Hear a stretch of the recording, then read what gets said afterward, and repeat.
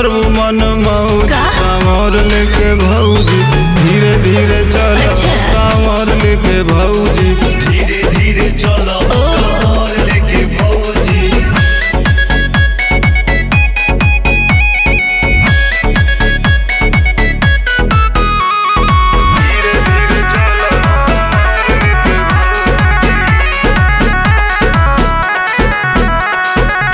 चलो झुम झुम के बजे जब साउंड बाजे जब साउंड हो बाजे जब साउंड लगता कि तोहरा के नइखे हो बाउंड नइखे हो बाउंड हो नइखे हो बाउंड ए जी देवरू जल भरे ढारे के बा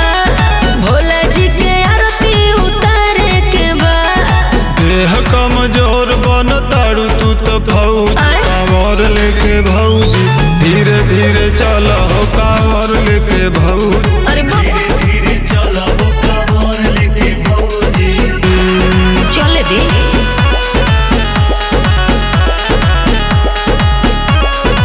धीरे धीरे चलो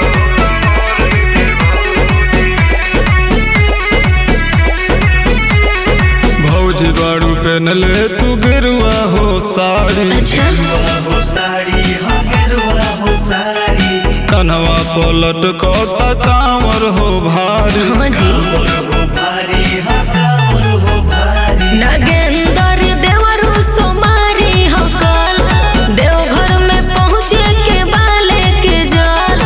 देख के कांवरिया बोलत बन जाओ कांवर लेके भौजी धीरे धीरे चलो कांवर लेके भौजी धीरे धीरे चलो कांवर लेके भौजी अच्छा ठीक है बा